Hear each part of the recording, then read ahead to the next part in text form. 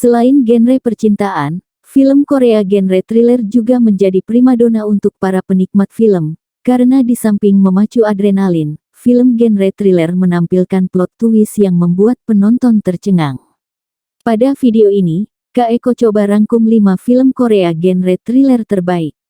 Yang pertama, Missing. Film yang dibintangi oleh Gong Hyo Jin ini bercerita tentang seorang ibu tunggal bernama Ji Sun yang mengurus buah hatinya yang masih balita bernama Daeng.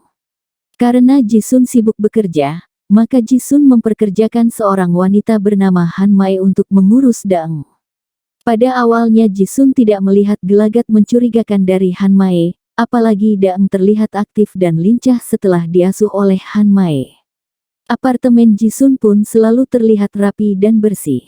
Namun ketika Ji Sun pulang bekerja, dirinya tidak menemukan Daeng dan Han Mae di apartemennya.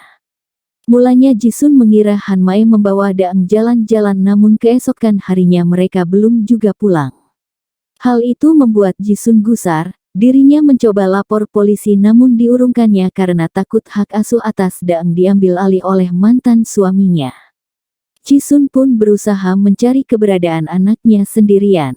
Sedikit demi sedikit rahasia Han Mae yang merupakan keturunan Korea Tiongkok mulai terkuak. Ji Sun berpacu dengan waktu untuk menyelamatkan anaknya. Yang kedua, Call.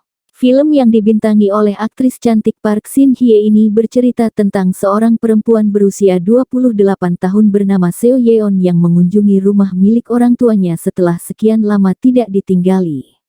Di rumah itu Seo Yeon menemukan sebuah buku harian tua dari seseorang yang bernama Yang Suk. Suatu ketika Seo Yeon mendapatkan telepon misterius dari seorang perempuan yang bernama Yang Suk. Pada awalnya Seo Yeon tidak mengindahkan panggilan tersebut dan menganggapnya salah sambung, namun setelah membaca buku harian Yang Suk, Seo Yeon mulai menanggapi panggilan misterius itu.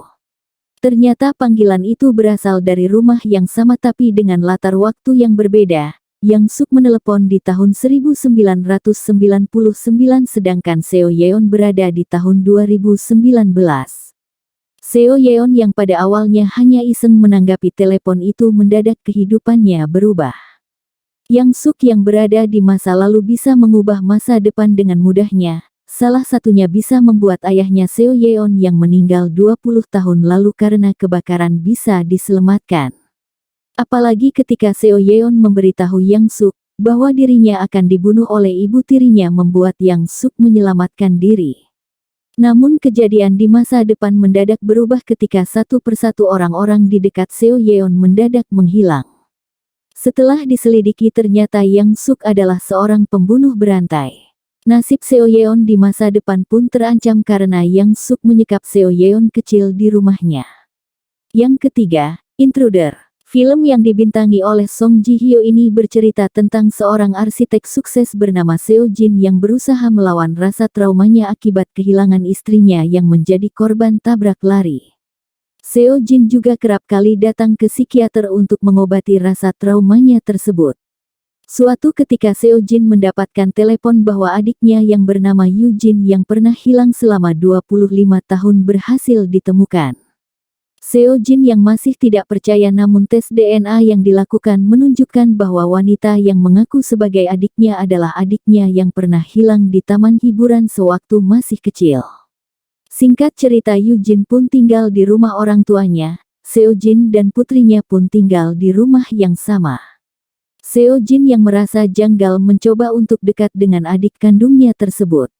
Apalagi melihat orang tua Seo Jin yang merasa bahagia karena anak perempuannya sudah kembali.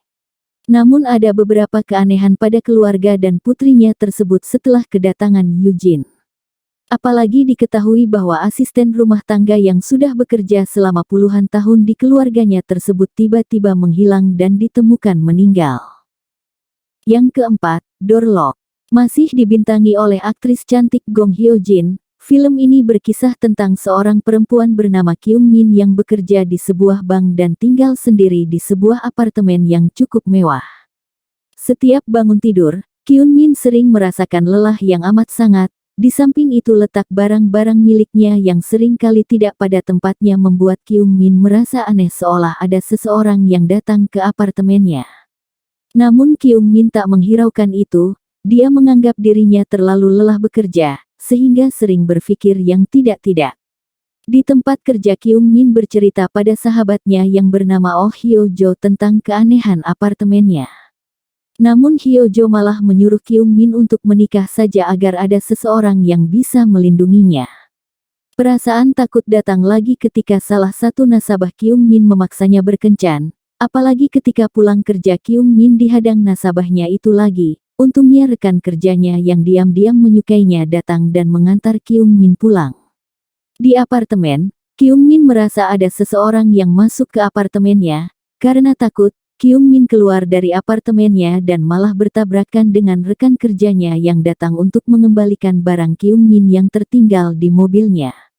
Bersama-sama mereka masuk ke apartemennya namun tidak ada apa-apa di sana. Karena masih takut, Kyung Min menuju lobi dan menghubungi polisi.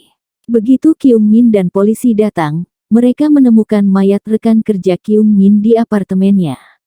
Kyung Min shock dan polisi pun menelusuri kasus pembunuhan tersebut. Kyung Min pun untuk sementara tinggal di apartemen milik sahabatnya, Oh Hyo Jo. Namun teror demi teror tak henti mengejar Kyung Min di mana saja. Yang kelima, No Mercy. Film tentang aksi balas dendam terbaik ini berkisah tentang seorang dokter ahli forensik bernama Kang Min Ho yang tengah membedah sebuah mayat wanita yang merupakan korban mutilasi. Beberapa saat kemudian, Kang Min Ho pun mendapatkan telepon bahwa putrinya diculik dan penculiknya merupakan pelaku pembunuhan mayat yang dimutilasi tersebut. Beberapa waktu kemudian, polisi berhasil menangkap pelaku pembunuhan wanita tersebut. Kang Min Ho pun bertanya pada si pelaku tentang keberadaan putrinya tersebut. Namun si pelaku memberikan syarat jika Kang Min Ho ingin bertemu dengan putrinya maka dia harus membebaskan si pelaku dengan cara apapun. Kang Min Ho pun mencoba membebaskan si pelaku dengan memanipulasi data forensik dan memfitnah orang lain. Plot twist justru hadir setelah Kang Min Ho menemukan keberadaan putrinya sendiri yang ternyata sudah meninggal dan kenyataan yang terjadi di baliknya.